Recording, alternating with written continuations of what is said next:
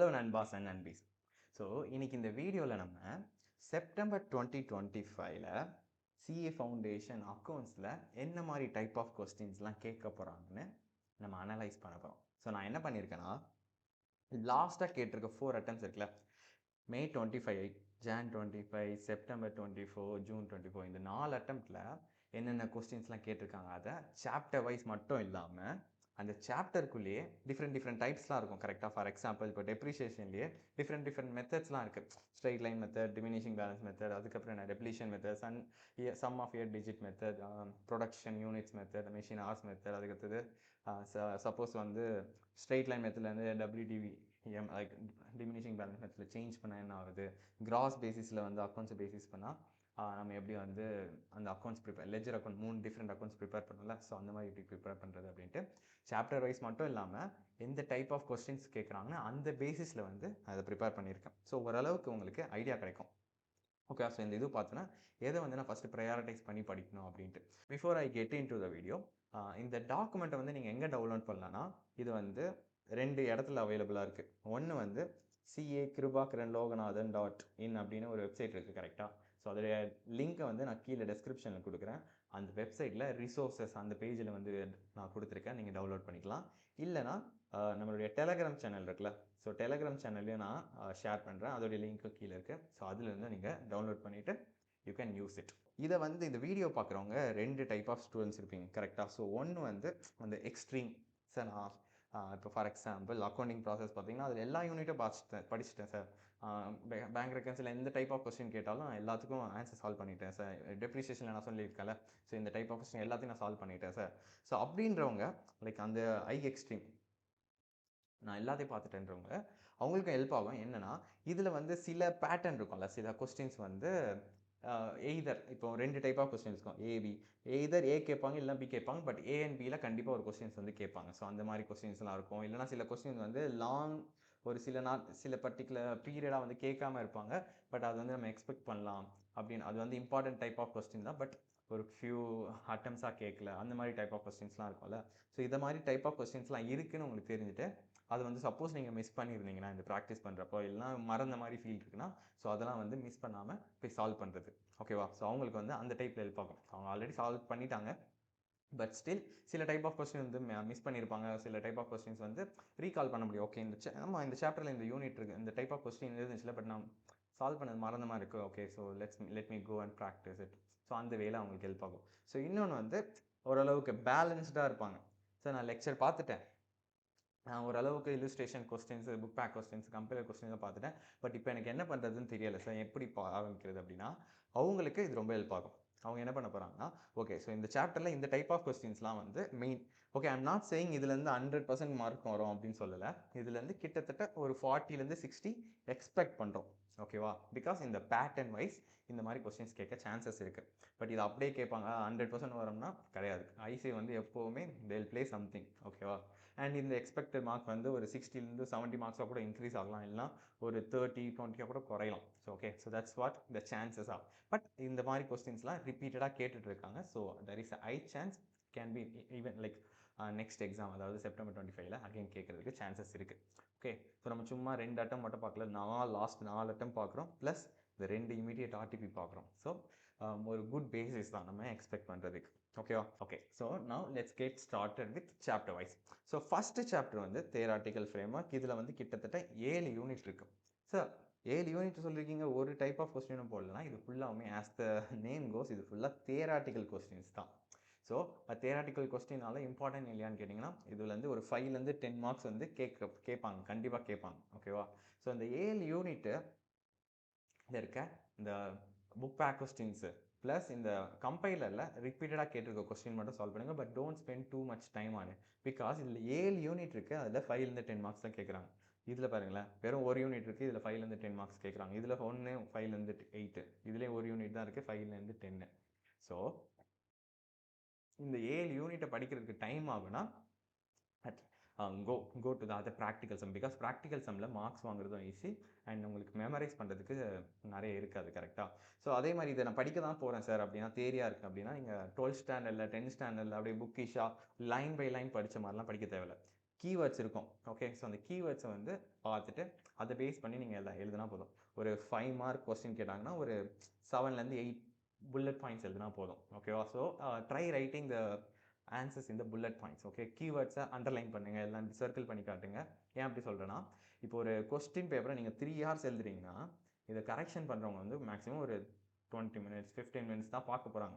So அந்த 15 minutesல ஒவ்வொரு line by லைனில் பார்க்க மாட்டாங்க. ஸோ அந்த பார்க்க போகிற 15-20 minutesலேயே நீங்கள் வந்து சொல்லணும், ஓகே நான் படித்து தான் எழுதியிருக்கேன், நான் ஒவ்வொரு பாயிண்ட்டை வந்து இட் மேக்ஸ் சென்ஸ் அப்படின்றதுக்காக. லெட்ஸே நீங்கள் வந்து ஒரு 10 எழுதியிருக்கேன்னு வச்சுக்கோங்களேன். இதை போய் படிக்காமல் இங்கே வந்து ஒரு கீவேர்ட், ஓகே மெட்டீரியல் அப்படின்றது ஒரு கீவேர்ட், இங்கே வந்து இயர் ரெண்டுன்றது ஒரு கீவேர்ட் அப்படின்னா இது ரெண்டுத்தையும் நான் அண்டர்லைன் பண்ணியிருக்கேன்னா ஓகே இதை வந்து சஜஸ்ட் ஆன்சர் மேட்ச் பண்ணி பார்ப்பாங்க. ஓகே ஆமாம் இது ரெண்டு மேட்ச் பண்ணி தான் அவன் படிச்சிருக்கான் அப்படின்ட்டு அவங்க கரெக்ஷன் பண்ணிவிட்டு ஓகே 3 marks அப்படின்னு போட்டு போவாங்க. So don't just write in paragraph, write it in bullet points, and then more importantly இந்த எதெல்லாம் சார் கீவேர்டுன்னு என்கிட்ட வராதிங்க. உங்களுக்கே தெரியும் அந்த பர்டிகுலர் கொஸ்டினில் எது கீவேர்டுன்னு தெரியலைன்னா எந்தெந்த வேர்ட்லாம் டிஃப்ரெண்ட்டாக இருக்கோ அதெல்லாம் மார்க் பண்ணுங்கள். ஒரு கொஸ்டின்லேருந்து இன்னொரு கொஸ்டினில் எதெல்லாம் டிஃப்ரெண்ட்டாக இருக்கோ that makes the difference, right? So அதெல்லாம் மார்க் பண்ணுவீங்க. ஓகே, ஸோ ஃபஸ்ட்டுக்கு வந்து ரொம்ப இம்பார்ட்டன்ஸ் இல்லை, அது ஃபுல்லாக தேரி கொஸ்டின்ஸ் அண்ட் அதுலேருந்து கிட்டத்தட்ட 5லேருந்து 10 marks வரப்போகுது. ஓகே, ஸோ நெக்ஸ்ட் செகண்ட்லேயே கிட்டத்தட்ட 6 units இருக்குது. பட் அதில் ப்ரிடாமினண்ட்டாக கேட்க போகிறது வெறும் ஒரு 3 மேஜர் கொஸ்டின்ஸ் தான். என்னென்னா ஜிஎஸ்டி இன்வால்வ் ஆன கொஸ்டின், அதுக்கு ரெக்டிஃபிகேஷன் என்ட்ரிஸ், இதான் வந்து ரொம்ப மெயின். இதுக்கப்புறம் சின்ன சின்ன சம்ஸ் வந்து இந்த சப்சிடரி புக்ஸ். ஸோ இது 2 மெயின் சம்மு. இது வந்து ஒரு குட்டி குட்டி சம். என்னென்னா இந்த சப்சிடரி புக்ஸ் இருக்குல்ல, சப்சிடரி புக்ஸ்னால் இந்த purchase book sales return book, purchase return book அதெல்லாம் இருக்குல்ல. ஸோ அதை பேஸ் பண்ணி கொஸ்டின் கேட்பாங்க. ஸோ கிட்டத்தட்ட லாஸ்ட் 2 அட்டம்ப்ட்லேருந்து ரிப்பீட்டடாக கேட்டிருக்காங்க. ஸோ மேபி இதுலேருந்து வர சான்சஸ் கம்மி, பட் ஸ்டில் இதை பார்த்துக்கோங்க. ஒரு சப்சிடரி புக்ஸில் 2 மேஜர் பாயிண்ட் தான் நம்ம ஞாபகம் வச்சுருக்கோம். என்னென்னது? ஸோ சப்சிடரி புக்ஸில் நம்ம வந்து கேஷ் சேல்ஸை வந்து என்டர் பண்ணக்கூடாது, ஏதாச்சும் அசெட்ஸை வந்து கேஷ் சேல்ஸோ கேஷ் பர்ச்சேஸோ வந்து இன்வால்வ் ஆகிருக்காது, ஒன்லி கிரெடிட் சேல்ஸ் தான். அதுக்கப்புறம் ஏதாச்சும் அசெட்ஸை வந்து பர்ச்சேஸ் பண்ணுறாங்க சேல் பண்ணுறாங்கன்னா அதையும் வந்து இன்க்ளூட் பண்ணிக்கூடாது. வந்து அந்த ஒரு பாயிண்ட் மட்டும் தெரிஞ்சால் you can directly solve the some. But இது வந்து லாஸ்ட்டாக 2 அட்டம்ப்டில் பேக் டு பேக் கேட்டிருக்கனால இதில் வந்து கேட்க சான்ஸ் இல்லை, பட் ஸ்டில் பார்த்துக்கோங்க. இதில் வந்து அந்த 2 பாயிண்ட் தான், கேஷ் சேல்ஸ் வரக்கூடாது, அசெட்ஸை பர்ச்சேஸ் பண்ணி விற்றுருந்தா அதையும் வந்து வரக்கூடாது. ஓகே, அதுக்கடுத்து ரெவன்யூ கேபிட்டல் எக்ஸ்பெண்டிச்சரை ஸ்ப்ளிட் பண்ணி கேட்பாங்க. இது வந்து நான் நோட்டீஸ் பண்ணியிருந்தேன், லைக் ஆர்டிபியில் பேக் டு பேக் கேட்டிருக்காங்க. ஓகே, ஸோ மேபி அதான் பேட்டர்ன். சப்போஸ் ஓகே சப்சிடி புக்ஸ்லேருந்து கேட்க வேணாம் அப்படின்னும் போது எய்தர் அவங்க தே மே கோ வித் இந்த ரெவன்யூ கேபிட்டல் எக்ஸ்பெண்டிச்சர் பேஸ் பண்ணி வந்து சம் கேட்கலாம், இல்லை இந்த ட்ரையல் பேலன்ஸ் கொடுத்து ரெக்டிஃபை பண்ண சொல்லியிருப்பாங்க. ஸோ ட்ரையல் பேலன்ஸ் கொடுத்து ரெக்டிஃபை பண்ண சொல்லியிருப்பாங்கன்னா இந்த ட்ரையல் பேலன்ஸில் டெபிட் கிரெடிட் இருக்கும்ல, அதில் வந்து லெட்ஸ் சே சேல்ஸ்ன்னு போட்டு டெபிட்டில் 10,000 போட்டுருவாங்க. ஸோ யூஸ்வலாக சேல்ஸ் வந்து கிரெடிட்டில், ஸோ இதை மாற்றி இங்கே எழுதுகிற மாதிரி இருக்கும். அந்த மாதிரி ரெக்டிஃபிகேஷன் பேஸ் பண்ணி ஒரு ட்ரையல் பேலன்ஸ் வந்து கொடுக்க சான்ஸ் இருக்குது. ஸோ அதுவும் வந்து பேக் டு பேக் அந்த ஆர்டிபியில் வந்துருக்கு. ஸோ இதுவும் வந்து கேட்க சான்சஸ் இருக்குது. பிகாஸ் சப்சிடி புக் கேட்காம இதை கேட்க சான்ஸ் இருக்குது. நெக்ஸ்ட்டு இதை மார்க் பண்ணி வச்சுக்கோங்க. ஜிஎஸ்டி இன்வால்வ் ஆகிருக்க கொஸ்டின் கண்டிப்பாக எனக்கு தெரிஞ்சு கேட்பாங்க. பிகாஸ் லாஸ்ட்டாக மேல, ஜூனில், ஜான்வரியில், செப்டம்பரில் கேட்கவே இல்லை. லாஸ்ட்டாக கேட்டது வந்து ஜூன் 2024. அதுக்கப்புறம் பெருசாக கேட்கல. அண்ட் தென் ரீசெண்டாக நம்ம ஜிஎஸ்டி ரேட்லாம் வேறு குறைச்சிருக்காங்க கரெக்டாக. So my guess is right, they might ask GST involve ஆகிற கொஸ்டின். அண்ட் தென் ரிப்பீட்டடாக ஆர்டிபிஸ்லேயும் அதை பேஸ் பண்ணி கொஸ்டின்ஸ் இருக்குது. ஸோ அது வந்து படிங்க. ஸோ ஜிஎஸ்டி இன்வால்வ் ஆகிற கொஸ்டினில் என்ன மாதிரி கஸ்டம்ஸ் வரும்னா, ஃபார் எக்ஸாம்பிள் லிஸ்ட் ப்ரைஸ் கொடுத்துருப்பாங்க. லிஸ்ட் ப்ரைஸில் ஏதாச்சும் ட்ரேட் டிஸ்கவுண்ட் இருந்தால் அதை வந்து நம்ம லெஸ் பண்ணுவோம். அதுக்கப்புறம் வரது தான் வந்து டாக்ஸபிள் வேல்யூ. இந்த டாக்ஸபிள் வேல்யூவில் தான் வந்து நம்ம ஜிஎஸ்டி கால்குலேட் பண்ணணும் கரெக்டாக. ஸோ ஜிஎஸ்டியை வந்து அவங்களே கொடுத்துருப்பாங்க, எஸ்ஜிஎஸ்டியா சிஜிஎஸ்டியா எல்லாம் ஐஜிஎஸ்டியா, அதுக்கேற்ற மாதிரி எஸ்ஜிஎஸ்டி சிஜிஎஸ்டினா ஸ்ப்ளிட் பண்ணி 2ஆக போடுவோம். எல்லாம் ஐஜிஎஸ்டினா மொத்தமாக ஒரே இதுவாக போட்டுருவோம் கரெக்டாக. ஸோ இன்புட்னா பர்ச்சேஸ் பண்ணுறப்போ, அவுட்புட்னா சேல்ஸ் பண்ணுறப்போ வருது வந்து இது. இதில் கேஷ் டிஸ்கவுண்ட் வந்துச்சுன்னா அதை வந்து நம்ம ப்ரைஸ்லேருந்து லெஸ் பண்ணக்கூடாது.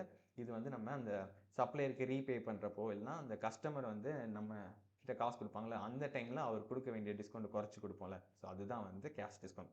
அதுக்கும் இந்த டாக்ஸபிள் வேல்யூக்கும் சம்மந்தம் இல்லை, ட்ரேட் டிஸ்கவுண்ட் மட்டும் தான் லெஸ் பண்ணோம். ஓகே, நோட் பண்ணி வச்சுக்கோங்க.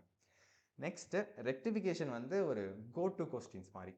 ஸோ கண்டிப்பாக அக்கௌண்டிங் ப்ராசஸ்லேருந்து ஒரு 8லேருந்து 12 மார்க்ஸ் வரப்போகுது கரெக்டாக. ஸோ அதில் இந்த ரெக்டிஃபிகேஷன் ஆஃப் த என்ட்ரிஸ் வந்து கண்டிப்பாக கேட்க போகிறாங்க.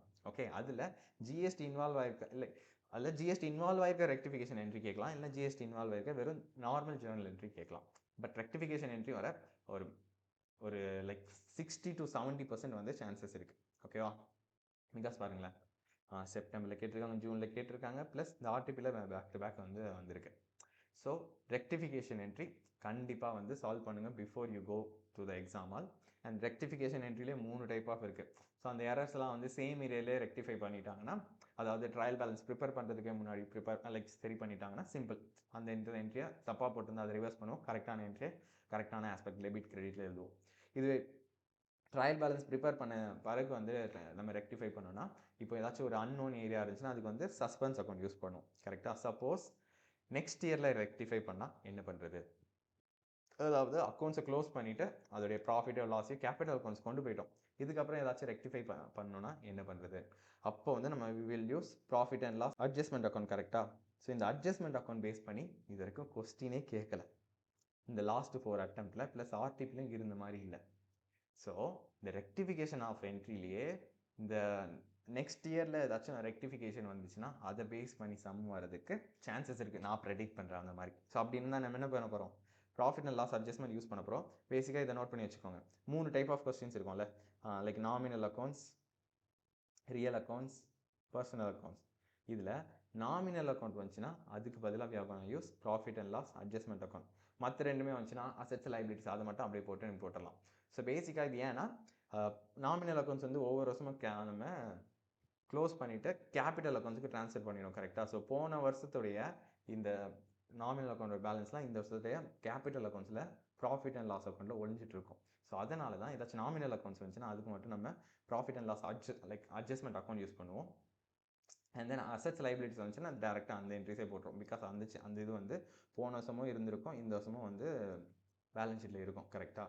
ஸோ அசெட்ஸ் லைபிலிட்டிஸ் இருந்துச்சுன்னா அது அப்படியே போட்டுக்கலாம். ஏதாச்சும் நாமினல் பேஸ் பண்ண அக்கௌண்ட்ஸ் இருந்துச்சுன்னா அதுக்கு மட்டும் profit and loss adjustment account use பண்ணோம். இன்கேஸ் ரெக்டிஃபிகேஷனை வந்து நம்ம நெக்ஸ்ட் இயரில் கரெக்ஷன் பண்ணுற மாதிரி இருந்துச்சுன்னா. ஓகே, ஸோ இதில் வந்து ஃபியூ பாயிண்ட்ஸும் நான் கொடுத்துருக்கேன். என்னென்ன பாயிண்ட்ஸ்னால், இந்த ட்ராயிங்ஸில் வந்து நிறைய பேருக்கு வந்து டவுட் வரும். இப்போது ஒரு ஓனரே வந்து பிஸ்னஸ்லேருந்து பணத்தை எடுத்துட்டாங்கன்னா ட்ராயிங் சொல்லுவோம். கரெக்டாக? ஸோ பணம் எடுத்தால் drawings account to cash account, cash குறையும். இதுக்கு ஓனரே வந்து பிஸ்னஸ்லேருந்து ஸ்டாக் எடுத்துட்டாருன்னு வச்சுக்கோங்களேன், drawing account debit. And then வெளியே என்ன போகுது, நம்ம பர்ச்சேஸ் பண்ண ஒரு ஐட்டம் வெளியே போகுதுல்ல, ஸோ பர்ச்சேஸ் அக்கௌண்ட்டும் நம்ம கிரெடிட் பண்ணோம். இன்ஸ்ட் ஆஃப் எல்லா டைமும் காசு எடுக்கிற மட்டும் மாட்டார், மற்ற பொருளையும் எடுப்பார். ஸோ எதை எடுக்கிறோமோ, எந்த விதமான ஐட்டம் எடுக்கிறோமோ அதை வந்து நம்ம கிரெடிட் பண்ணோம், அதுக்காக சொல்கிறேன். அண்ட் தென் எனக்கு உடனே ஞாபகம் வருது, இப்போ ட்ராயிங்ஸ் எடுத்தால் அதுக்கு ரிலேட்டடான ஜிஎஸ்டியும் நம்ம ரிவர்ஸ் பண்ணுற மாதிரி இருக்கும், ஞாபகம் வச்சுக்கோங்க. ஓகே, ஸோ அதுக்கடுத்து ஜிஎஸ்டி அண்ட் டாக்ஸபிள் வேல்யூ, இதுக்கு வந்து நான் இது சொல்லியிருந்தேன். இப்போ ட்ரேட் டிஸ்கவுண்ட் லெஸ் பண்ண வரது தான் டாக்ஸபிள் வேல்யூ, அதில் தான் வந்து நம்ம ஜிஎஸ்டி சார்ஜ் பண்ணோம். ஸோ நெக்ஸ்ட் இயர் அட்ஜஸ்ட் பண்ணுற மாதிரினா profit and loss adjustment account இல்லை, அப்ராப்ரியேஷன் இல்லை, அட்ஜஸ்ட்மெண்ட் அக்கௌண்ட் யூஸ் பண்ணோம். ஓகே, அதுக்கு டைப்ஸ் ஆஃப் எரர்ஸையும் நோட் பண்ணி வச்சுக்கோங்க. பிகாஸ் அது வந்து ட்ரூ ஆர் ஃபால்ஸ் கொஸ்டின் கேட்கலாம். Error of principle, error of commission, error of omission, அந்த டைப் ஆஃப் எரரையும் படித்து வச்சுக்கோங்க. So next bank reconciliation statement. So மினிமமாக கண்டிப்பாக ஏதாச்சும் ஒரு கொஸ்டினில் மினிமம் 5 மார்க்ஸ், மேக்ஸிமம் 10 மார்க்ஸ் வரைக்கும் இந்த பேங்க் ரெக்கன்சிலேஷன் ஸ்டேட்மெண்ட்லேருந்து கேட்கலாம். அதில் மொத்தமே சொல்லணும்னா 2 டைப் தான். எய்தர் பாஸ்புக்லேருந்து கேஷ் புக்காக கன்வெர்ட் பண்ண சொல்லுவாங்க, இல்லைனா கேஷ் புக்லேருந்து பாஸ்புக்காக கேட்பாங்க. ஸோ எய்தர் வித் ஓவர் டிராஃப்டா, வித்தவுட் ஓவர் டிராஃப்டா. இப்போ ஓவர் டிராஃப்ட் கொடுத்துருந்தாங்கன்னா இந்த ஓப்பனிங் பேலன்ஸில் நீங்கள் நெகட்டிவ் அமௌண்ட் போட்டு நார்மலாக சம் சால்வ் பண்ணாலே உங்களுக்கு ஆன்சர் வந்துடும். ஓகேவா? ஸோ பேசிக்காக நிறைய பேர் என்ன சொல்லுவாங்கன்னா, ஓகே ஓவர் டிராஃப்ட்டை வச்சுட்டு passbook to cash book, over draft வச்சுட்டு கேஷ் புக் டு பாஸ்புக் அப்படின்னு 4 டைப் சொல்லியிருப்பாங்க. பட் டெக்னிக்கலாக 2 தான். இதுலேயே ஓவர் டிராஃப்ட் இருந்துச்சுன்னா இந்த ஓப்பனிங் பேலன்ஸை நீங்கள் வித்தின் ப்ராக்கெட், அதாவது நெகட்டிவாக ட்ரீட் பண்ணிங்கன்னா ஆன்சர் கரெக்டாக தான் வரும். ஸோ டெக்னிக்கலாக பேங்க் ரெக்கன்சிலேஷனில் 2 டைப் தான் இருக்குது. அந்த 2 டைப்லேயும் ஒரு 2 டிரான்சாக்ஷன் கண்டிப்பாக வந்துடும். என்னது?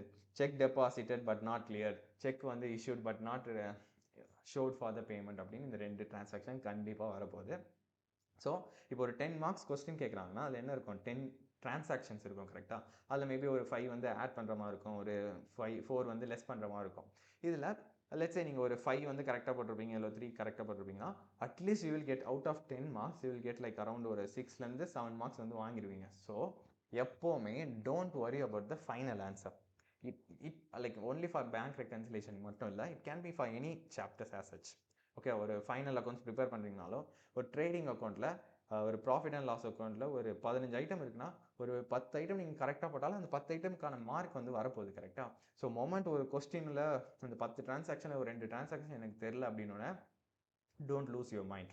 ஓகே, 2 டிரான்சாக்ஷன் தான் தெரியல, நம்மளுக்கு 8 டிரான்சாக்ஷனோட ஆன்சர் தெரியுது. அதில் கண்டிப்பாக செக் டெபாசிட்டட் ஒன்று வந்திருக்கும், செக் இஷ்யூட் ஃபார் பேமெண்ட் வந்திருக்கும். ஸோ அதில் 2 கண்டிப்பாக தெரியும். ஸோ மீதி 6 நீங்கள் அந்த ஆல்ரெடி படித்ததை வச்சு கண்டுபிடிச்சிருக்கீங்க. ஸோ அந்த பேசிஸில் பாசிட்டிவாக திங்க் பண்ணி ஸ்டார்ட் சால்விங் த சம். இப்போ அந்த 10 மார்க்ஸ் கொஸ்டினுக்கு நான் ஒரு 18 மினிட்ஸ் அலாக்கேட் பண்ணியிருக்கேன்னா, அந்த 18 மினிட்ஸ் முடிச்சோடனே go to the next question. ஓகேவா? இல்லை நான் வந்து பேங்க் ரெக்கன்சிலேஷன் ஸ்டேட்மெண்ட்டை நம்பி தான் வந்திருக்கேன் அப்படின்ட்டு இருக்காதுங்க. ஓகேவா? ஸோ டோன்ட் எப்போவுமே look for the final answer. நீங்கள் ஒரு 10 டிரான்சாக்ஷனில் உங்களுக்கு ஒரு 8-7 டிரான்சாக்ஷன் தெரிஞ்சாலே நீங்கள் குட். கரெக்டாக இங்கே கரெக்ஷன் பண்ணும்போது அந்த பேசிஸ் ஆஃப் உங்களுக்கு ஸ்டெப் மார்க்ஸில் தான் வந்து மார்க் போடுவாங்க. So don't worry at all. அதுக்கப்புறம் நான் என்ன நோட்டீஸ் பண்ணேன்னா, இல்லை கண்டிப்பாக இது இல்லைனா இது with over draft without over draft வந்து கேட்க சான்ஸ் இருக்குது. பாருங்களேன், ஜூனில் கேட்டிருக்காங்க, ஒரு அட்டெம்ப்டில் கேட்கல, திரும்பி இந்த அட்டெம்ப்டில் கேட்குறான். ஸோ மேபி இந்த அட்டெம்ப்டில் வித் ஓவர் டிராஃப்ட் கேட்க சான்சஸ் இருக்குது. அண்ட் தென் லாஸ்ட்டாக 2 இயராக 10 மார்க்ஸில் கேட்டிருக்காங்க. மேபி 5 மார்க்ஸும் கேட்க சான்ஸ் இருக்குது, கொஞ்சம் கம்மியாக கேட்கலாம். பட் நான் என்ன எக்ஸ்பெக்ட் பண்ணுறேன்னா, இவங்க இது வரைக்கும் வித் அட்ஜஸ்டட் கேஷ் புக்கே கேட்கல. வித் அட்ஜஸ்டட் கேஷ் புக்னா நம்ம என்ன பண்ணுவோம்னா, இந்த கேஷ் புக்கில் இருக்க சில கரெக்ஷன்ஸ் மட்டும் பண்ணுவோம். என்னென்னா, இந்த கேஷ் புக் அந்த கேஷியர் வந்து ஏதாச்சும் மிஸ்டேக் பண்ணால் கேஷ் புக் எரர்ஸை வந்து நம்ம ரெக்டிஃபை பண்ணுவோம். கேஷ் புக்கில் ஏதாச்சும் ஒமிஷன் பண்ணியிருந்தால் அதையும் வந்து நம்ம எழுதுவோம். ஸோ இந்த 2 எரரை மட்டும் நம்ம கேஷ் புக்கில் அட்ஜஸ்ட் பண்ணுவோம். அட்ஜஸ்ட் பண்ணி அந்த பேலன்ஸ் வருதுல, அதை தான் வந்து நம்ம ரெக்கன்சிலேஷன் பண்ணுவோம். ஸோ அதுதான் வந்து அட்ஜஸ்டட் கேஷ் புக். இந்த ரெண்டு திங் மட்டும் தான் நம்ம அட்ஜஸ்ட் பண்ணுவோம். என்னது, கேஷ் புக்கில் இருக்க எரர்ஸை, கேஷ் புக்கில் இருக்க ஒமிஷன் மட்டும் தான் நம்ம அக்கௌண்ட் பண்ணுவோம். எதெல்லாம் வந்து நம்ம பண்ண மாட்டோம்னா, இந்த டைமிங் டிஃப்ரென்ஸ் இருக்குல்ல, cheque deposited but not clear, cheque received for like cheque issued but not showed for the payment, அந்த டைமிங் டிஃப்ரென்ஸை நம்ம அட்ஜஸ்டே பண்ணக்கூடாது. அது எரரே கிடையாது. அதுக்கப்புறம் பாஸ்புக்கில் எரர்ஸ் இருக்க எரர்ஸையும் நம்ம ரெக்டிஃபை பண்ணக்கூடாது. பிகாஸ் அது பேங்க் பண்ணணும், நம்ம பண்ணக்கூடாது. ஸோ அட்ஜஸ்டட் கேஷ் புக்கில் பேசிஸில் வந்து கொஸ்டின் கேட்கவும் ஐ திங்க் சான்சஸ் இருக்குது. பட் லாஸ்ட்டாக ஒரு 3 அட்டம்ஸில் வந்து 10 மார்க்ஸ் கேட்டனால இந்த அட்டம்ப்டில் கேட்க chances are less. Okay, but still I would expect ஒரு 10 மார்க்ஸ் கொஸ்டின் கேட்டாங்கன்னா அதில் வந்து கண்டிப்பாக மேபி அட்ஜஸ்டட் கேஷ் புக்கை பேஸ் பண்ண சம் வந்து கேட்க சான்சஸ் இருக்குது. ஓகேவா? நெக்ஸ்ட்டு இன்வென்ட்ரிஸும் அகெயின் ஒரு சிம்பிளான சாப்டர். ஈஸியாக இந்த 5லேருந்து 10 மார்க்ஸ் கேட்கலாம். இப்போ பார்த்தீங்கன்னா மினிமம் உள்ள ஒரு 4லேருந்து 5 மார்க்ஸ் வந்து கேட்குறாங்க. ப்ளஸ் இதில் ஒரு ட்ரூ ஆர் ஃபால்ஸ் கொஸ்டினில் ஒரு 2லேருந்து 3 மார்க்ஸ் கேட்டுருவாங்க. ஸோ அதனால் இந்த 8 மார்க்ஸ் வந்துடும். ஓகேவா? அண்ட் இதில் வந்து மேஜராக கேட்குற கொஸ்டின் என்னென்னா, இந்த டைம் ட்ராவல் கொஸ்டின். எப்படி வந்து நம்மளுக்கு அந்த பிஆர்எஸில் வந்து ஒரு popular question, cheque issued but not cleared, அது மாதிரி cheque issued but not showed for the payment. அப்படின்ற மாதிரி இந்த டைம் ட்ராவல் கொஸ்டினில் 2 விதமான டிரான்சாக்ஷன் இருக்கும். அதாவது ஒவ்வொரு வருஷமும் இயர் எண்டில் வந்து நம்ம இன்வென்ட்ரி வேல்யூவேஷன் பண்ணோம். கரெக்டாக 31st மார்ச் இல்லைனா 31st டிசம்பரில் அவங்க என்ன பண்ணுவாங்கன்னா, இந்த 31st டிசம்பரில் 31st மார்ச்சில் அவங்களுக்கு வந்து டைம் கிடைக்காது. ஸோ அதனால் என்ன பண்ணுவாங்க, எய்தர் லேட்டாக பண்ணுவாங்க, ஏப்ரல் அந்த மாதிரி பண்ணுவாங்க, இல்லைனா மார்ச்லேயே கொஞ்சம் நாள் முன்னாடி மார்ச் 20 அந்த மாதிரி பண்ணுவாங்க. ஸோ இந்த மாதிரி கண்டுபிடிச்சிட்டு இங்கே உள்ளது இந்த பேலன்ஸை நம்ம கண்டுபிடிக்கணும். இல்லைனா இந்த ஃபியூச்சரில் ஒரு பேலன்ஸை கண்டுபிடிச்சிட்டு அங்கேருந்து இதை லெஸ் பண்ணுற மாதிரி இருக்கும், கண்டுபிடிக்கிற மாதிரி இருக்கும். ஸோ அப்படி பண்ணும்போது இந்த இடைப்பட்ட காலத்தில் நடக்கிற சேல்ஸு பர்ச்சேசஸ் எல்லாம், இந்த இடைப்பட்ட காலத்தில் சேல்ஸு பர்ச்சேசஸ் எல்லாம் அதுக்கேற்ற மாதிரி நம்ம அட்ஜஸ்ட் பண்ணுற மாதிரி இருக்கும். ஸோ ஃபியூச்சரில் இருந்துச்சுன்னா அதுக்கப்புறம் உள்ள சேல்ஸ் எல்லாம் வந்து நம்ம ஆட் பண்ணுவோம், பர்ச்சேஸ்லாம் லெஸ் பண்ணுவோம். இங்கேனா சேல்ஸ் எல்லாம் லெஸ் பண்ணுவோம், பர்ச்சேசஸ்லாம் ஆட் பண்ணுவோம். அந்த மாதிரி இதுவும் வந்து டைம் ட்ராவல் கொஸ்டின் சொல்கிறேன். இதை தான் அந்த டைம் ட்ராவல் கொஸ்டின்லேயும் இந்த 2 டிரான்சாக்ஷன் வந்து ஃபிக்ஸட். ஸோ இந்த டைம் ட்ராவல் கொஸ்டின் கேட்டாங்கன்னா மினிமமாக you can get 2 marks. Okay, இது இந்த சேல்ஸு பர்ச்சேஸை வந்து அட்ஜஸ்ட்மெண்ட் பண்ணுறதை வச்சு. அதுக்கப்புறம் இன்னொரு பாப்புலர் இது என்னென்னா, அவங்க வந்து பர்சன்டேஜ் கொடுத்துருவாங்க. இது சேல்ஸ் பர்சன்டேஜ் கொடுத்துருவாங்க. சேல்ஸில் வந்து இந்த பர்சன்டேஜ் கால்குலேட் பண்ணால் ப்ராஃபிட் அப்படின்னு சொல்லிடுவாங்க. அதை வந்து நம்ம காஸ்ட் கன்வெர்ட் பண்ணுற மாதிரி இருக்கும். இல்லை காஸ்ட் கொடுத்துருவாங்க, அதை நம்ம சேல்ஸை கன்வெர்ட் பண்ணிவிட்டு அந்த ப்ராஃபிட்டை வந்து நம்ம ரிமூவ் பண்ணுற மாதிரி இருக்கும். ஏன்னா நான் கிளாஸில் அடிக்கடி சொல்லுவேன், நீங்கள் தூங்கிட்டு இருக்கும்போது உங்களை எழுப்பி கேட்டால் கூட ஒரு க்ளோசிங் ஸ்டாக்கை எப்படி வேல்யூவேஷன் பண்ணும், cost and Navi which ever is less. So ஒரு க்ளோசிங் ஸ்டாக் வந்து சேல் ப்ரைஸில் வந்து இருக்குன்னு வச்சுக்கோங்களேன், அதில் என்ன ஓட்டிகிட்ருக்கு, அதில் ப்ராஃபிட் எலிமெண்ட் ஓட்டிகிட்ருக்கு. ஸோ இந்த ப்ராஃபிட் எலிமெண்ட்டை நான் தூக்கிட்டா அது வந்து காஸ்ட் ஆயிரும். கரெக்டாக? ஸோ இந்த ப்ராஃபிட் எலிமெண்ட்டை கண்டுபிடிக்கிறது தான் இந்த கன்வர்ஷன் நம்ம பண்ணுவோம். சேல்ஸாக இருந்துச்சுன்னா அதை லைக் ஃபஸ்ட்டு காஸ்ட்டாக இருந்துச்சுன்னா அதை சேல்ஸாக கன்வெர்ட் பண்ணிவிட்டு அந்த சேல்ஸில் வந்து இந்த பர்சன்டேஜ் அப்ளை பண்ணால் ப்ராஃபிட் கிடச்சிரும், அதை வந்து லெஸ் பண்ணால் காஸ்ட் ஆயிரும். ஸோ தட் க்ளோசிங் ஸ்டாக் வந்து நம்ம cost or NRV. So most of the time NRV வந்து தான் இருக்கும். ஸோ அதனால் காஸ்ட் அப்படி தான் கண்டுபிடிக்கும்.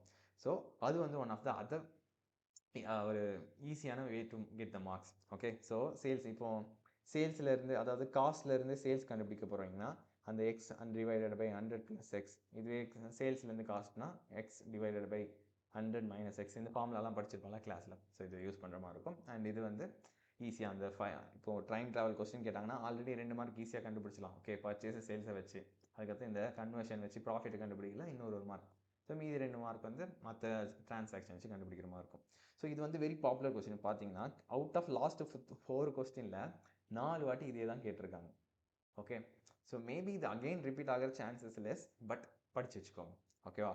அகெயின் அடுத்த வெயிட்டட் ஆவரேஜ் FIFO பேஸ் பண்ணி கொஸ்டினும் கேட்க சான்ஸ் இருக்குது. இதை வந்து நம்மளுடைய ஆர்டிபியில் கேட்டிருக்காங்க. இல்லை ஆர்டிபியில் நெக்ஸ்ட் கொஸ்டின் கேட்டிருக்காங்க. ஸோ இது வந்து லாஸ்ட்டாக ஜான்வரி அட்டம்ப்டில் கேட்டிருக்காங்க. ஓகேவா? ஸோ மேபி இது வந்து அகெயின் ரிப்பீட் ஆகிறதுக்கு சான்சஸ் இருக்குது. பட் யா, FIFO LIFO அந்த வெயிட்டட் ஆவரேஜ் வந்து இட்ஸ் வெரி இம்பார்ட்டன்ட். ஸோ அதையும் வந்து பார்த்துக்கோங்க. அதுக்கப்புறம் இந்த க்ளோசிங் இன்வென்ட்ரி பேசிஸில் ஆர்டிபியில் ஒரு சம் கொடுத்துருக்காங்க. ஸோ அதையும் வந்து பார்த்துட்டு போங்க வித்தவுட் ஃபெயில். ஓகேவா? நெக்ஸ்ட் வந்து டெப்ரிஷியேஷன் அமார்டைசேஷன். எனக்கு இந்த இதுதான் தெரியல. இந்த டெப்ரிஷியேஷன் அமார்டைசேஷனில் கொஸ்டின் பேப்பரில் அவங்க வந்து நினச்சிக்கிட்டாங்க போல் ஸ்ட்ரெயிட் லைன் மெத்தட், இந்த டெமினிஷிங் பேலன்ஸ் மெத்தட் தவிர வேறு எந்த மெத்தடும் இல்லை போல் அப்படின்ட்டு புக்கில் நினச்சிக்கிட்டாங்க. அண்ட் அதுக்கப்புறம் இந்த சேஞ்ச் ப்ராஸ்பெக்டிவ் மெத்தட் வேலை எப்படின்னா எஸ்எல்எம்லேருந்து டிபிஎம் டிமினிஷிங் பேலன்ஸ் மெத்தடாக போகுது. இல்லை ரெட்ராஸ்பெக்டிவும் கேட்டிருந்தாங்க ஜூன் அட்டம்ப்டில். அதாவது டிமினிஷிங் பேலன்ஸ் வந்து ஸ்ட்ரெயிட் லைன் மெத்தட் போகுது, சேஞ்ச் பண்ணால் எப்படி வந்து நம்ம அக்கௌண்ட் பண்ணணும், ப்ராஸ்பெக்டிவ் ரெட்ராஸ்பெக்டிவ், அந்த பேசிஸில் தான் கிட்டத்தட்ட 3 அட்டம் கான்சிக்யூட்டிவாக கேட்டிருக்காங்க. ஒரு நார்மலாக ஸ்ட்ரெயிட் லைன் மெத்தட் வச்சு மே 2025 கேட்டிருக்காங்க.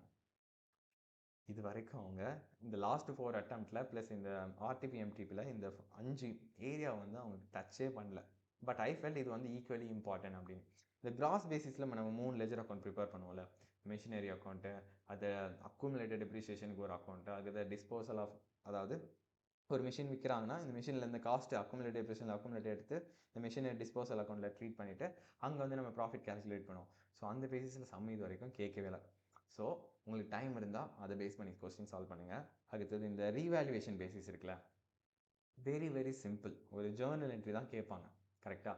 ஸோ ஆல்ரெடி ரீவேல்யூவேஷன் இருந்துச்சுன்னா, ஆல்ரெடி நீங்கள் ரீவேல்யூவேஷன் பண்ணி வச்சுருந்தீங்கன்னா ஃபஸ்ட்டு அந்த பேலன்ஸ், லெட்ஸே உங்களுடைய அசட்டோடைய வேல்யூ வந்து 10 லேக்கு, ஆல்ரெடி இது வந்து ரீவேல்யூ பண்ணிவிட்டு ஒரு 2 லேக் வந்து இன்க்ரீஸ் பண்ணி வச்சுருக்கீங்க 12 லேக்காக. ஸோ சப்சிக்வெண்ட்டாக குறையுதுன்னா, 8 லேக்காக குறையுதுன்னா ஃபஸ்ட்டு நீங்கள் பண்ணியிருக்க ரீவேல்யூவேஷனை குறைக்கணும். இப்போ நான் டீட்டெயிலாக எக்ஸ்பிளைன் பண்ணல, பிகாஸ் இந்த லெக்சர்ஸ்லாம் நீங்கள் ஆல்ரெடி பார்த்துருப்பீங்க. ஸோ அதனால் சொல்கிறேன். ஸோ ஃபஸ்ட்டு 2 லேக் வந்து ரீவேல்யூவேஷன் ரிசல்ட் வந்து லெஸ் பண்ணணும். செகண்ட் 2 லேக்கை நீங்கள் ப்ராஃபிட் அண்ட் லாஸ் அக்கௌண்ட்டில் போட்டுக்கலாம். ஓகேவா? ஸோ இந்த மாதிரி பேசிஸில் தான் இருக்கும். ரொம்ப ரொம்ப simple. I don't know, probably டிஃப்ரெண்ட்டாக கேட்கலான்னு நினச்சாங்கன்னா இந்த ரீவேல்யூவேஷன் பேசிஸில் கொஸ்டின்ஸ் கேட்க சான்சஸ் இருக்குது. Because I don't see any questions being asked from this chapter. Okay, அடுத்த டிப்ளீஷன் மெத்தடும் ரொம்ப பாப்புலர். பட் இந்த லாஸ்ட் 4 அட்டம்ப்டில் கேட்கல, ஆர்டிபி எஃப்டிபிலையும் கேட்கல. லைக் எம்டிபி பற்றில ஆர்டிபியில் கேட்கல. அந்த சம் ஆஃப் இயர் டிஜிட் மெத்தடும் ரொம்ப சிம்பிள், அதை பேஸ் பண்ணியும் கொஸ்டின் கேட்கல. ஸோ டெப்ரிசியேஷனில் இந்த மாதிரி கான்செப்ட் வந்து டெஸ்ட் பண்ண சான்சஸ் இருக்குது. எய்தர் இந்த அட்டம் இல்லை நெக்ஸ்ட் 1 or 2 அட்டம்ப்டில் கண்டிப்பாக அதில் கொஸ்டின் கேட்பாங்க. That's what I am thinking. Okay, so இந்த மாதிரி சம்மில் என்னென்ன பாயிண்ட்லாம் நீங்கள் நோட் பண்ணி வச்சுக்கணும்னா, இந்த டைரக்ட் காஸ்ட் இருக்கும்ல, சில காஸ்ட்லாம் வந்து ஆட் பண்ணும், சில காஸ்ட்லாம் ஆட் பண்ணக்கூடாதுன்னு இருக்கும். இப்போ ரீஃபண்டபிள் வேட்டாக இருந்துச்சுன்னா, ரீஃபண்டபிள் டேக்ஸ் இருந்துச்சுன்னா அதை ஆட் பண்ணக்கூடாது. இது ஒரு மிஷினை நம்ம இன்ஸ்டால் பண்ணுறோம், அதுக்கடுத்து வேஜஸ் கொடுக்குறோம், அதை இன்ஸ்டால் பண்ணுறதுக்கான சார்ஜஸ் ஆகுது அப்படின்னா அதில் நம்ம ஆட் பண்ணணும்னு படிச்சிருக்கோம்ல. ஸோ அந்த மாதிரி இப்போ லெட்ஸே ஒரு 10,000 மிஷின் வாங்குறீங்க, இன்ஸ்டால்மெண்ட்க்கு ஒரு 1000 கொடுக்குறீங்கன்னா அதோட மிஷினோட ப்ரைஸ் எவ்வளோ? 11,000. இதில் தான் வந்து நம்ம டெப்ரிசியேஷன் சார்ஜ் பண்ணணும். இதெல்லாம் வந்து குட்டி குட்டி ஈஸியான மார்க்ஸ். ஸோ ஓகே, இது ஒரு பாயிண்ட் எழுதிட்டு working note okay this should be added அப்படின்னு போட்டிங்கன்னா ஈஸியாக 1 மார்க் கொடுத்துருவாங்க. ஓகே, அடுத்து நம்பர் ஆஃப் மந்த்ஸ் என்ன பண்ணுவாங்கன்னா 10% ஸ்ட்ரெயிட் லைன் மெத்தட் அப்படின்னு கொடுத்துருவாங்க. மெஷினை வந்து நீங்கள் ஜான்வரியில் வாங்கியிருப்பீங்க 10 லேக்கு. அதுக்கடுத்தது வருஷம் வந்து 31st மார்ச்சில் வந்து இயர் எண்ட் அப்படின்னு சொல்லிடுவாங்க. அப்புறம் 3 மாதத்துலேயே நீங்கள் டெப்ரிசியேஷன் சார்ஜ் பண்ணணும். நிறைய பேர் என்ன பண்ணுவாங்கன்னா இந்த 10 லேக்கில் டேரெக்டாக 10% 1 லேக் வந்து டெப்ரிசியேஷன் போட்டுருவாங்க. ஸோ நம்பர் ஆஃப் மந்த்ஸும் ஈக்குவலி இம்பார்ட்டன்ட். நீங்கள் எப்போ டெப்ரிசியேஷன் சார்ஜ் பண்ணுறீங்களோ எத்தனை மந்த்துக்கு வந்து நம்ம சார்ஜ் பண்ணுறோன்னு நோட்டீஸ் பண்ணி பாருங்கள். ஓகே, நெக்ஸ்ட் பில்ஸ் ஆஃப் எக்ஸ்சேஞ்சில் அதே தான், கொஸ்டினே இல்லாத மாதிரி இந்த அக்காமடேஷன் பேஸாக அந்த அக்காமடேஷன் பில் பேசிஸான கொஸ்டின்ஸை தான் திரும்ப திரும்ப கேட்டிருக்காங்க. ஓகே, ஸோ அது வந்து இம்பார்ட்டன்ட்.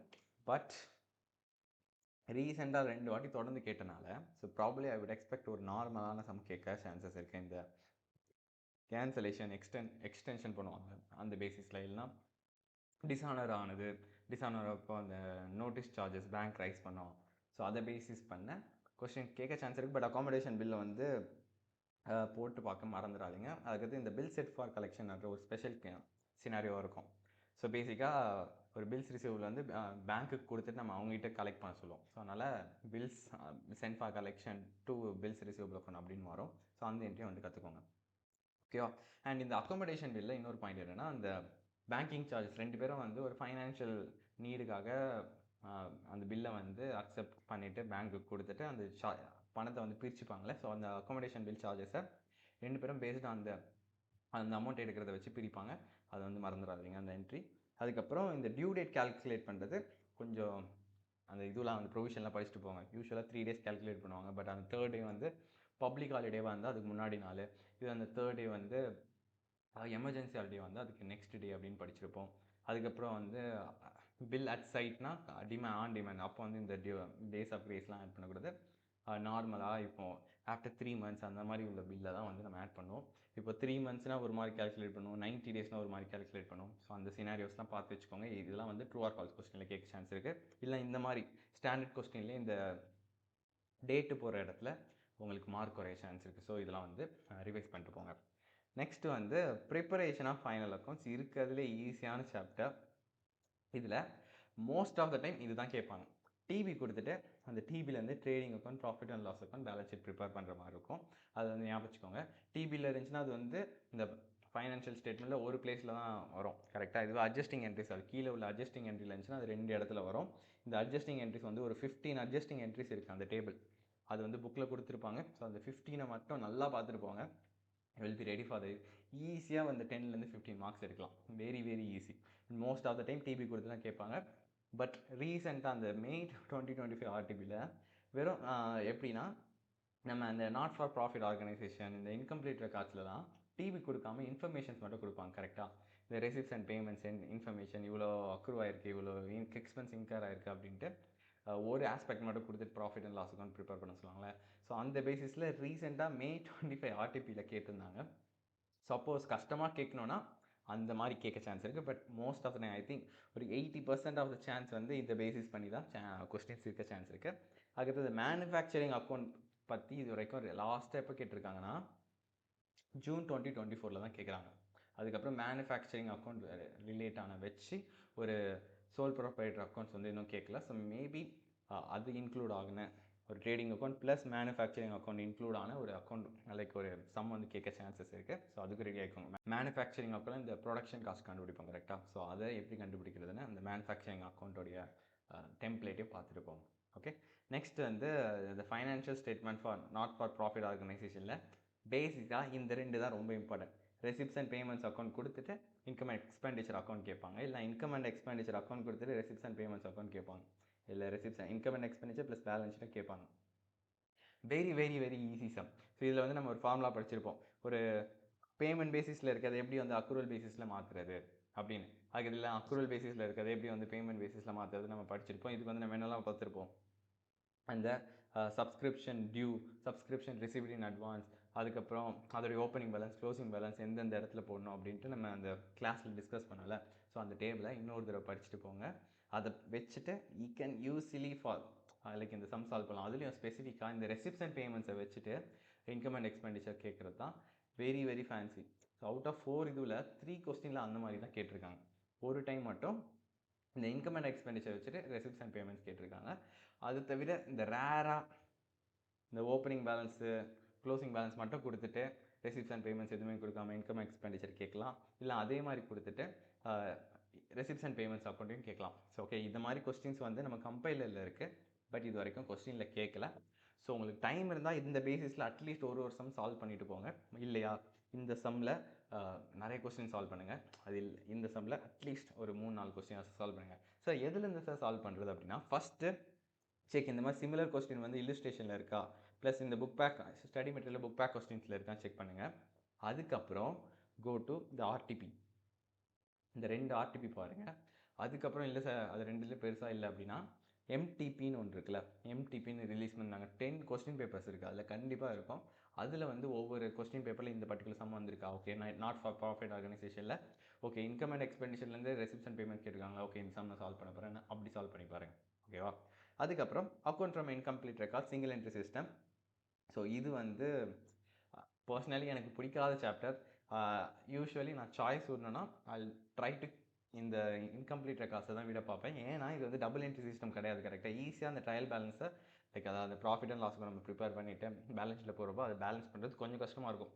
ஏன்னா அது ஒரு சைடு நம்ம மிஸ்டேக் பண்ணால் அது வந்து இந்த இது வரைக்கும் வந்து எஃபெக்ட் ஆகும். இது ஒரு ட்ரையல் பேலன்ஸ்னால் அதுவே ஆல்ரெடி பேலன்ஸ்டாக இருக்கும். ஸோ அதனால் நம்மளுக்கு தெரியும் ஓகே இதெல்லாம் வந்து ஒரு இடத்துல அஃபெக்ட் ஆகும். இதெல்லாம் இப்போ நம்ம இதில் போட்டிருப்போம்ல, டிவியில் இருந்துச்சுன்னா ஒரு சைடு மட்டும் போட்டால் போதும், அட்ஜஸ்டிங் என்ன 2 சைடு போகணும். ஸோ இது வந்து நம்மளுக்கு பை நேச்சுரலாக வந்து நம்மளுக்கு தெரிஞ்சிடும். பட் இது வந்து ஒவ்வொரு சம்மும் ஒவ்வொரு மாதிரி இருக்கும். ஸோ அதனால் இதில் மிஸ்டேக் பண்ண சான்சஸ் அதிகம். அதனால் ஐ டோன்ட் ப்ரிஃபர். பட் இதுவே 5 மார்க் கொஸ்டின்லாம் கேட்டால் ஈஸியாக கால்குலேட் பண்ணிடலாம். ஸோ ஃபார் எக்ஸாம்பிள் 2 கேபிட்டல் கொடுத்துட்டு closing capital add drawings less opening capital less additional capital அப்படிலாம் போட்டோன்னா நம்மளுக்கு ப்ராஃபிட் கிடைக்கலாம். அந்த மாதிரி பசமும் கேட்பாங்க 5 மார்க்ஸில். ஸோ அதெல்லாம் கேட்டால் ஈஸி கொஸ்டின். அண்ட் இது தவிர இப்போ டேட்டாஸ் அக்கௌண்ட் கொடுத்துட்டு கிரெடிட் சேல் எவ்வளோன்னு கேட்பாங்க, எல்லாம் டோட்டல் சேல்ஸ் எவ்வளோன்னு கேட்பாங்க, டோட்டல் சேல்ஸ் அண்ட் பர்ச்சேசஸ் கேட்பாங்க. ஸோ அந்த மாதிரி சின்ன சின்ன கொஸ்டின்ஸ் 5 மார்க் கொஸ்டின் கேட்க சான்சஸ் இருக்குது. ஓகே அண்ட் ஃபுல் ஃப்ளெஜ்டாக இதில் எல்லா சமயம் நான் இக்னோர் பண்ண சொல்ல. இந்த ஃபுல் ஃப்ளெஜ்டாக trading profit and loss account balance sheet கேட்டாங்கன்னா don't ignore it.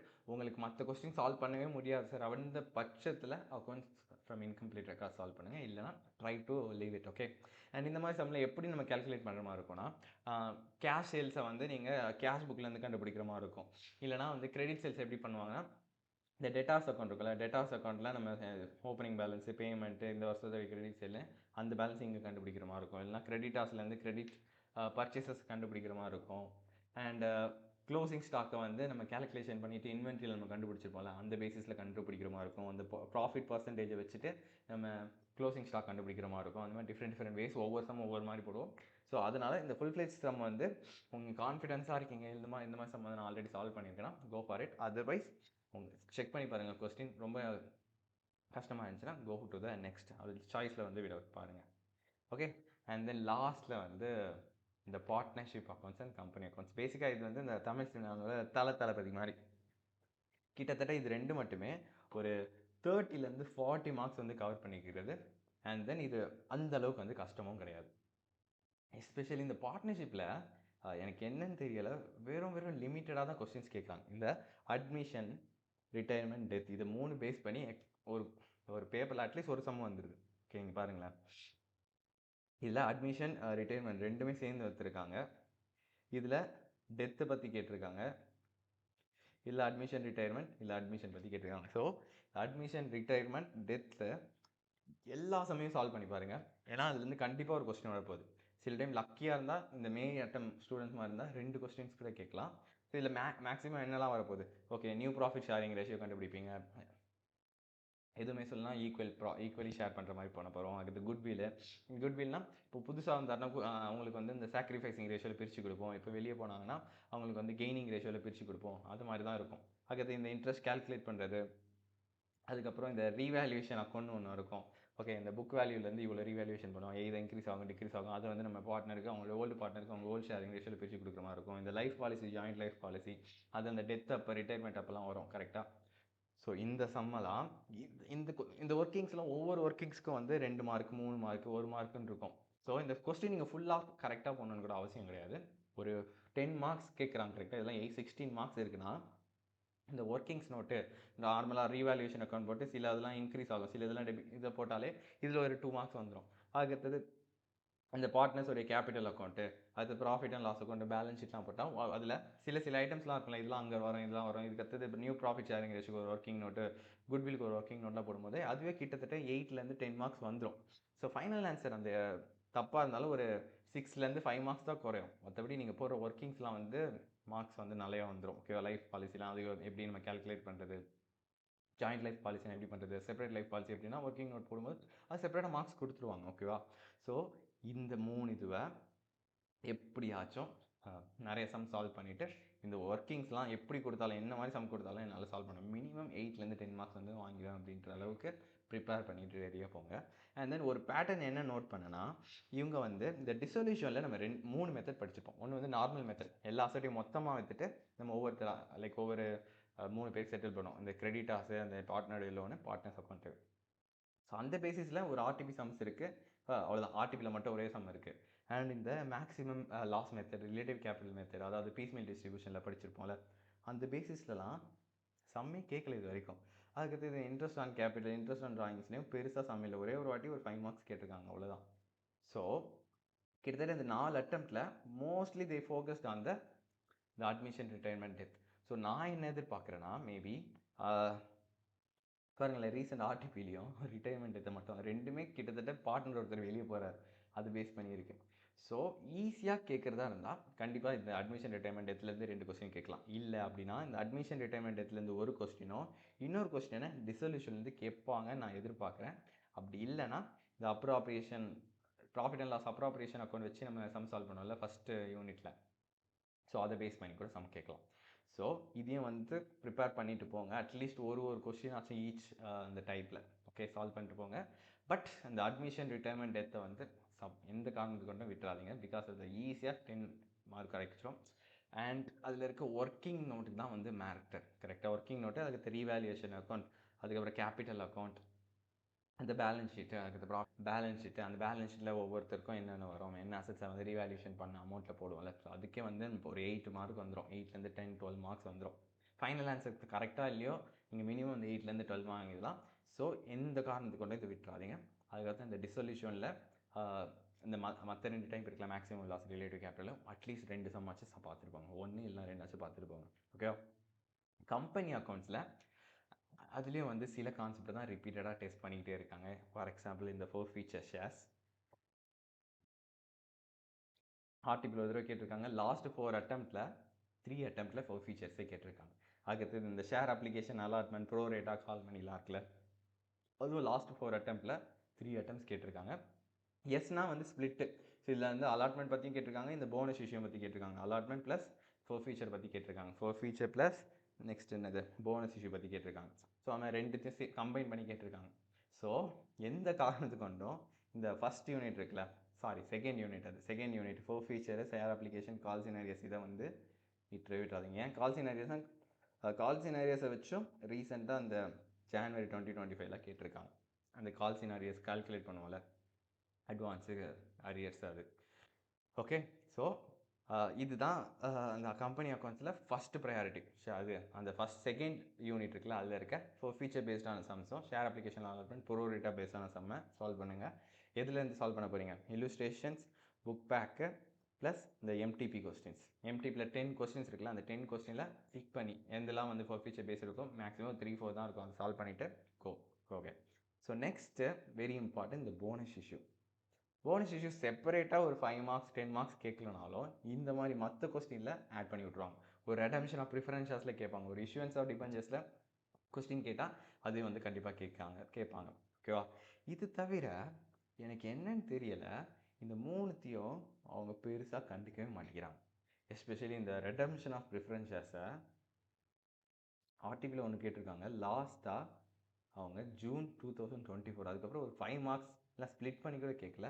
So I suspect, so ஒன்று வந்து கண்டிப்பாக இந்த ஷேர் அப்ளிகேஷன் 4 ஃபீச்சர் அதை பேஸ் பண்ணி வரப்போகுது. இன்னொரு question I personally felt redemption of preference shares வரப்போகுது, இல்லைனா ரெடம்ஷன் ஆஃப் டிபென்ச்சர்ஸ் வரப்போகுது.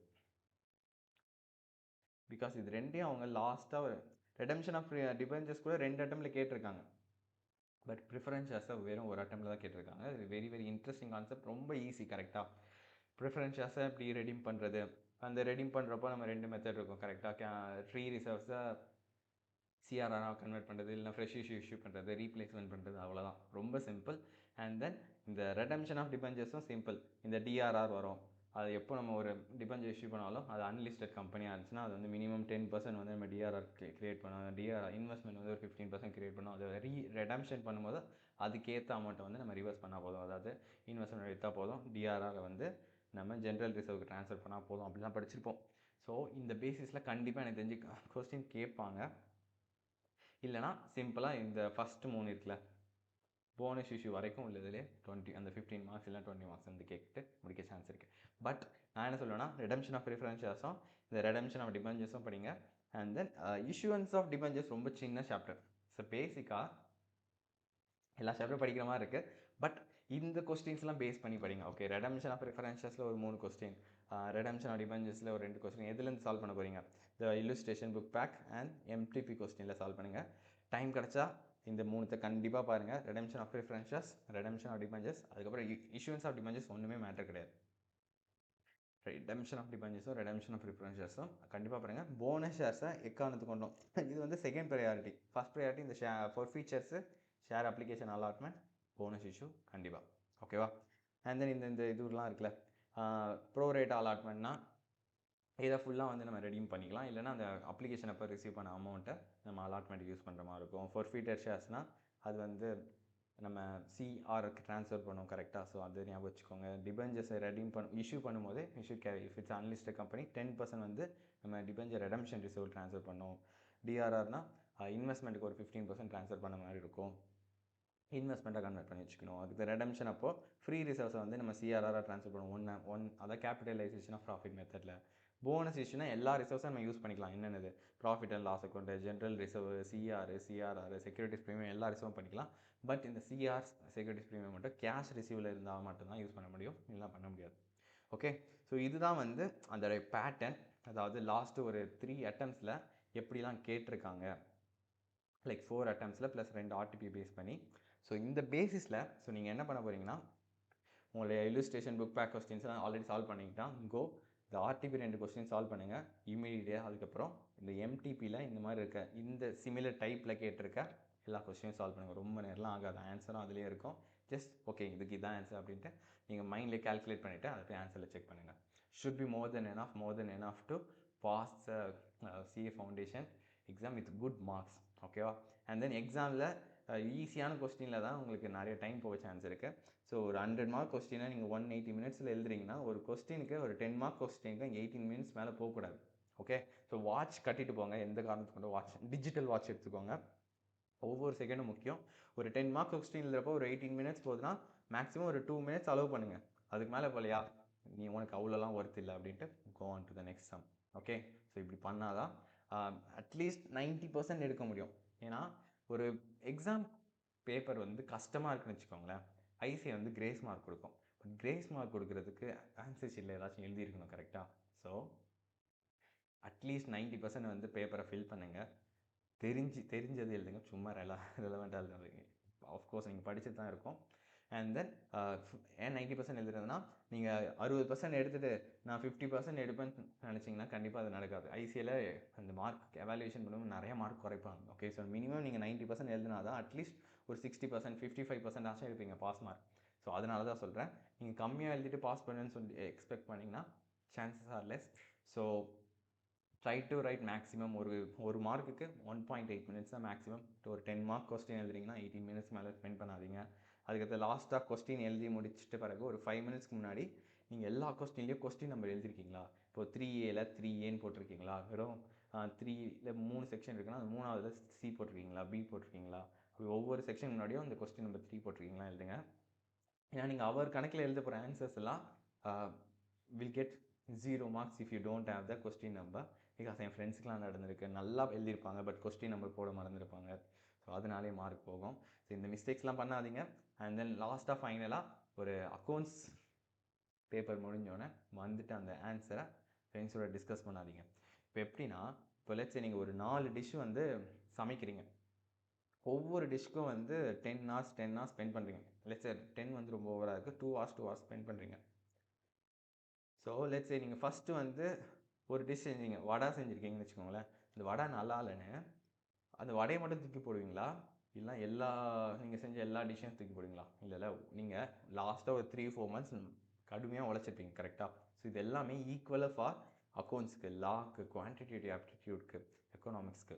ஜஸ்ட் பிகாஸ் நீங்கள் அக்கௌண்ட்ஸில் சரியாக எழுதல, கொஸ்டின் பேப்பர் டஃப்பாக இருந்துச்சுன்னா இந்த இதுவெலாம் வந்து விட்டு போகிறது, லைக் அதுக்கும் சரியாக படிக்காமல் இருக்கிறது வந்து ஃபேர் கிடையாது. அண்ட் தென் சப்போஸ் ஒரு கொஸ்டின் பேப்பர் டஃப்பாக இருந்துச்சுன்னா உங்களுக்கு மட்டும் இல்லை, இந்தியாவில் எழுத போகிற எல்லாருக்கும் தான் டஃப்பாக இருக்க போகுது. ஓகேவா?